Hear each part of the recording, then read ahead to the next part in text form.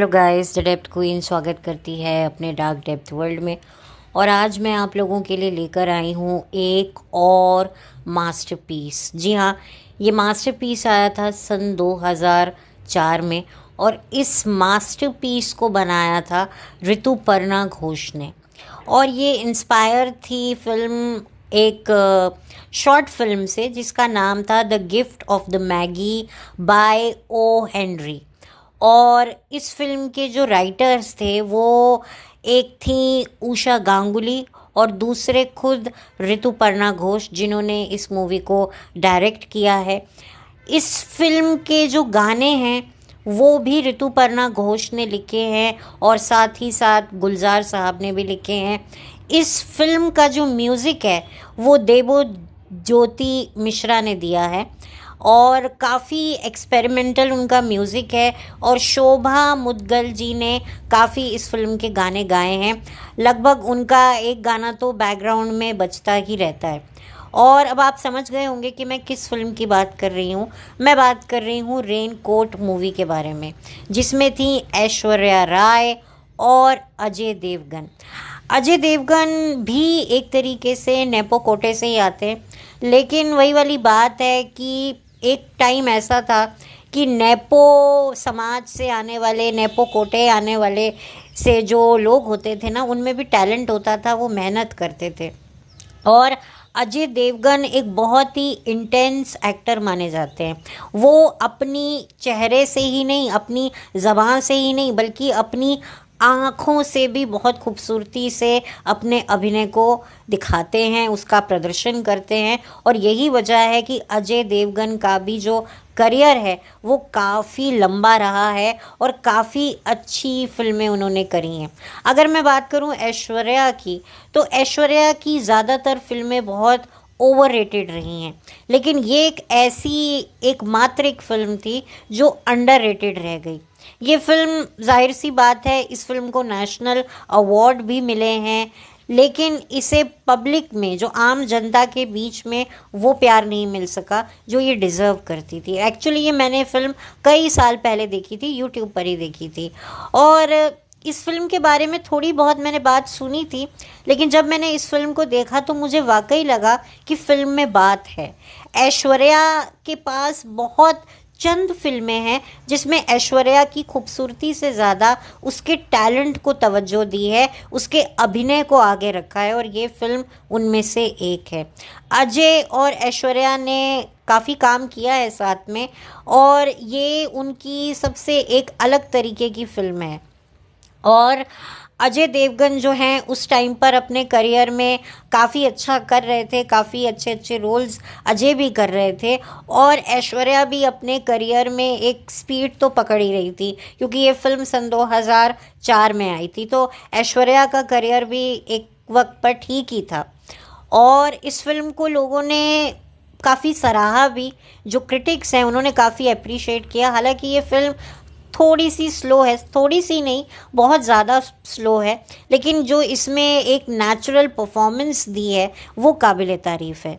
तो इसकी कहानी में बड़ी ब्रीफिंग में आपको बता देती हूँ कि दो ऐसे लोग जो कभी एक दूसरे से प्यार करते थे, लेकिन किसी कारणवश उनकी शादी नहीं हो पाई है और वो बहुत सालों बाद एक दूसरे से मिल रहे हैं। इनफैक्ट अजय देवगन उनके घर जाते हैं ऐश्वर्या के उनसे मिलने के लिए। और इधर जो अजय देवगन है वो भी अपनी ज़िंदगी में बहुत परेशान है, एक तरीके से फाइनेंशियल क्राइसिस में गुज़र रहे हैं। और उधर जो ऐश्वर्या हैं उनकी भी ज़िंदगी काफ़ी अच्छी नहीं है, लेकिन दोनों ही एक दूसरे के सामने ऐसे बर्ताव कर रहे हैं कि एक दूसरे को अपनी ज़िंदगी में ना पाकर उनकी ज़िंदगी कुछ बिगड़ी नहीं है, बल्कि उनकी ज़िंदगी में मज़े ही मज़े हैं, मौजें ही मौजें हैं, ऐशे ही ऐशे हैं। लेकिन असल ज़िंदगी में दोनों की लगी पड़ी है। और ये बात धीरे धीरे पता लगने लगती है। पहले अजय देवगन को पता चलती है, फिर उसके बाद ऐश्वर्या को पता चलती है। लेकिन दोनों एक दूसरे को बहुत रिस्पेक्ट करते हैं और इसलिए नहीं चाहते हैं कि जिनसे हम प्यार करते हैं, जिनकी हम इज़्ज़त करते हैं, उनकी इज़्ज़त हमारे सामने डाउन हो। तो ये बहुत ही खूबसूरत बात है इस फिल्म की कि भाई आप जिसे प्यार करते हैं ना, जिसे पसंद करते हैं, आप समाज के सामने तो उनको नीचा होते हुए देख नहीं सकते, खुद के सामने भी शर्मिंदा होते हुए नहीं देख सकते। और यही वजह है कि वो जानते हैं कि ये सामने वाला झूठ बोल रहा है। अब वो कैसे जानते हैं, वो जब आप ये फिल्म देखेंगे तो आपको पता चल जाएगा। और दोनों मुंह पर ये बात नहीं कह पाते कि हम तुम्हारी जो असली ज़िंदगी है उससे हम परिचित हो गए हैं, हम जानते हैं कि तुम झूठ बोल रहे हो मेरे सामने। इवन जो अजय होता है उसको भी ये बात पता चल जाती है कि ऐश्वर्या की लाइफ कितनी ज़्यादा झंड हो रखी है, और इधर ऐश्वर्या को भी पता लग जाता है कि अजय कितना ज़्यादा कर्ज़ों में डूबा हुआ है या उसको फाइनेंशियली कितना लॉस हो रहा है, उसके पास एक अच्छा जॉब नहीं है। लेकिन दोनों सामने रहकर एक दूसरे से कुछ नहीं कहते हैं, बल्कि चिट्ठियों में लिखकर जो हैं अपनी बात कह देते हैं।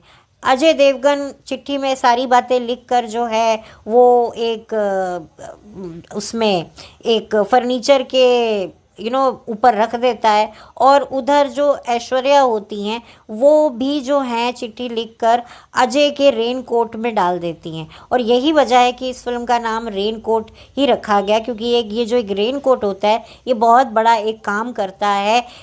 और वो क्या काम करता है वो आपको मेरी बताई हुई कहानी से थोड़ा बहुत तो पता चल ही जाएगा। और अगर नहीं भी पता चल रहा होगा तो आप ये फिल्म देखेंगे तो आप एग्जैक्टली समझ जाएंगे। तो बहुत ही अच्छे तरीके से ये दिखाया जाता है।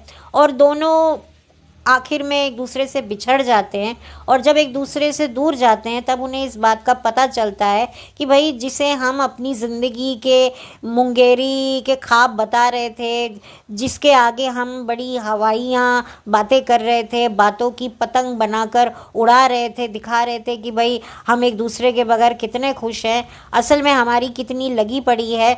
और वो ये बात इंसान बहुत अच्छे से जानता है और उसे ये बात पता थी, लेकिन खुद के सामने हमें शर्मिंदा ना महसूस करवाया जाए इसीलिए वो चुपचाप हमारी बातों में खुश हो रहे थे, हाँ हाँ कर रहे थे। और यही चीज़ जो है उनको पता चलती है चिट्ठी के माध्यम से।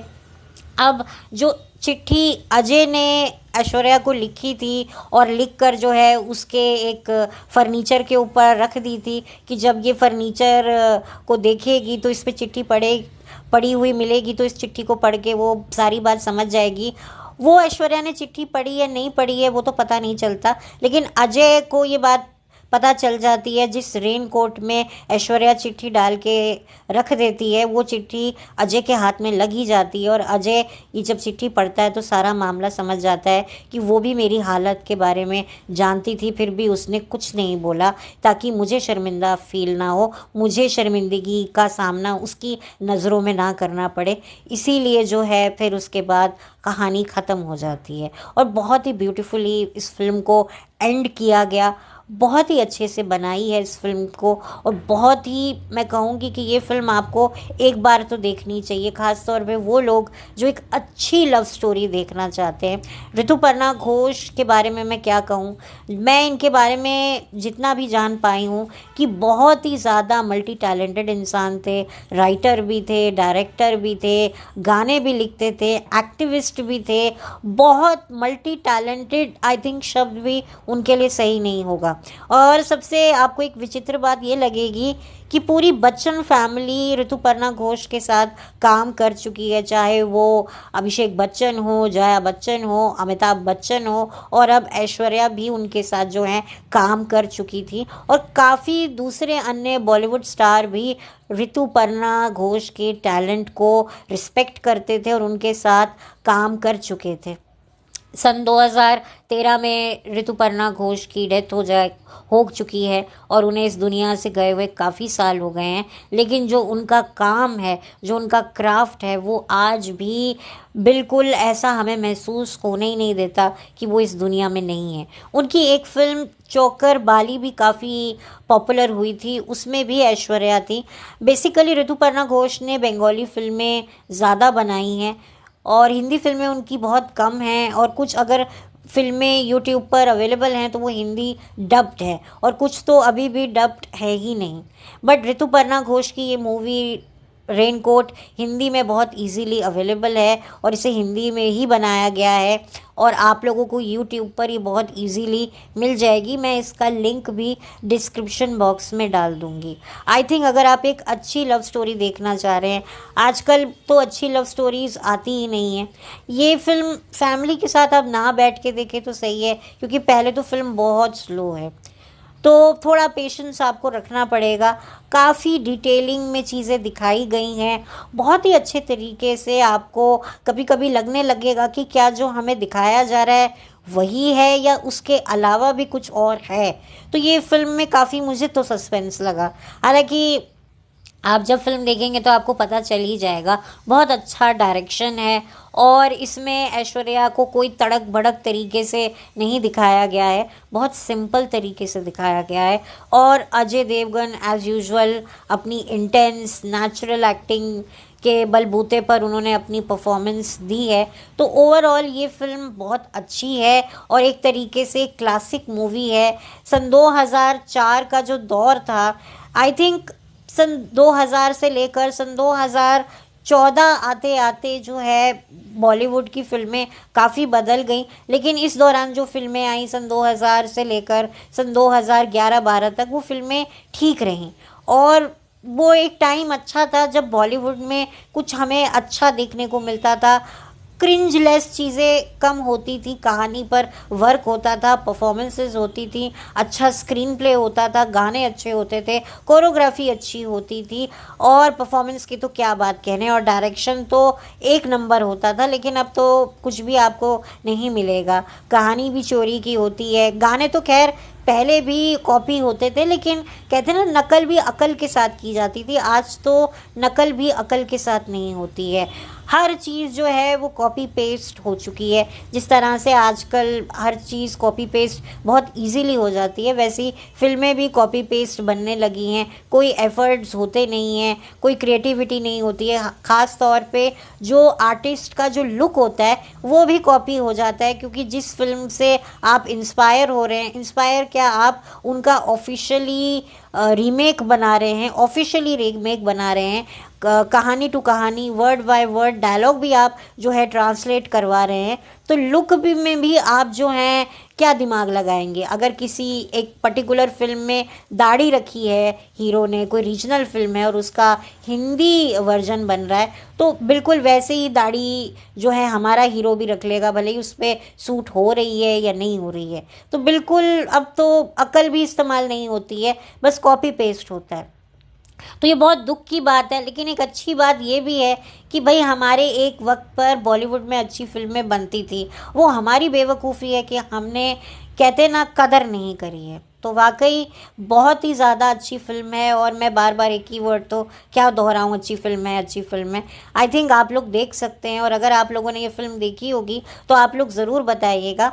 अच्छा, इस फिल्म में ना मौली गांगुली भी है। मौली गांगुली वही हैं जो एकता कपूर के सीरियल कहीं किसी रोज़ में शाइना के नाम से मशहूर हुई थी और इस फिल्म में भी उनका एक रोल है छोटा सा, क्योंकि उस दौरान जो है, जो कहीं किसी रोज़ एक टाइम पर बहुत ही बड़ा एकता कपूर का one of the most talk about thriller show हुआ करता था, जो रात के 11 बजे आया करता था, मंडे टू फ्राइडे। मैं देखा करती थी तो मुझे पता है।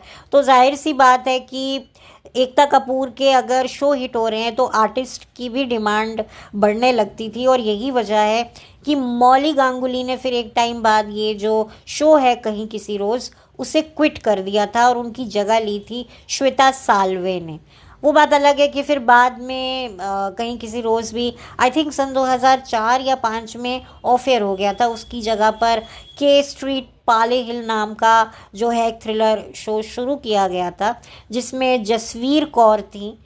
वो भी काफ़ी ज़्यादा, मैं ये तो नहीं कहूँगी कि बहुत बहुत बड़ा हिट हुआ था, बट हाँ ठीक ठाक वो भी रहा था। स्टार प्लस पे कहीं किसी रोज़ भी आता था, फिर ये के स्ट्रीट पाली हिल भी आता था। तो खैर वो एक अलग बात है, बट मौली गांगुली भी आपको इस फिल्म में देखने को मिलेंगी। और क्या होता है ना, जो टेलीविज़न आर्टिस्ट होते हैं उनको ये बहुत बड़ा मुकालता होता है कि भाई हमने छोटे पर्दे पर इतना बड़ा धमाका कर दिया है तो बड़े पर्दे पर भी जाएंगे और कोई धमाका कर देंगे, कोई कुछ ऐसा कर देंगे अपनी एक्टिंग स्किल्स दिखाकर। पर वो पॉसिबल नहीं होता, क्योंकि बहुत चंद ऐसे आर्टिस्ट होते हैं, एक्टर्स होते हैं जो टेलीविज़न से निकल कर फिल्मों में अपना परचम लहराते हैं। पर ऐसा बहुत एक दो केसेस में ही हुआ है, दो क्या तीन केसेस हुए हैं।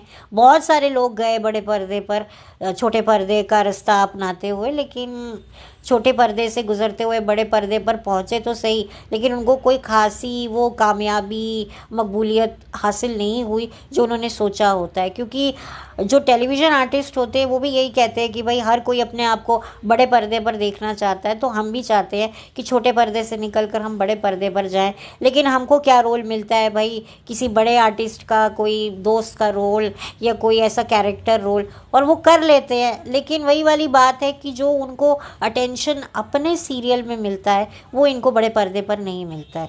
अब हर किसी की किस्मत शाहरुख खान, विद्या बालन या सुशांत सिंह राजपूत की तरह नहीं होती है कि जिन्होंने छोटे पर्दे से अपनी शुरुआत की और बड़े पर्दे पर भी जो है अपना एक एक टैलेंट दिखाया है। बहुत से लोग गए हैं और बहुत से लोग अभी भी जा रहे हैं, लेकिन उनको कोई खासा कामयाबी मिलती नहीं है। बस वो एक कैरेक्टर आर्टिस्ट या हीरो के दोस्त या एक्ट्रेस की सहेली बन के रह जाते हैं। और यहाँ पर मौली गांगुली का भी कुछ ऐसा ही रोल है, छोटा सा है पर ठीक है, डिसेंट है, अच्छा है, और वो एक अच्छी एक्ट्रेस हैं। और उनकी जो शादी हुई है वो कहीं किसी रोज़ में जो उनके देवर का रोल प्ले करते थे अनीश सिकंद, उनसे हुई है। उनका रियल नाम मुझे शायद याद नहीं आ रहा है, बट वो भी उसी सीरियल में थे कहीं किसी रोज़ में। हालांकि लीड में तो यश टोंग थे, और यश टोंग की जो शादी हुई असल ज़िंदगी में, वो जो अनीश की जो वाइफ बनी थी गौरी, उनसे हुई है। यानी कि जो दो लीड पेयर्स थे उनकी शादियां एक्चुअल में सेकंड आर्टिस्ट, सेकंड लीड आप कह सकते हैं, उनसे हुई है। नॉर्मली उस टाइम पर जो मेन लीड्स होते थे उन्हीं की शादियां हो जाती थी, उन्हीं के अफेयर्स हो जाते थे, बट यहाँ पर कहीं किसी रोज़ में ऐसा बिल्कुल नहीं हुआ।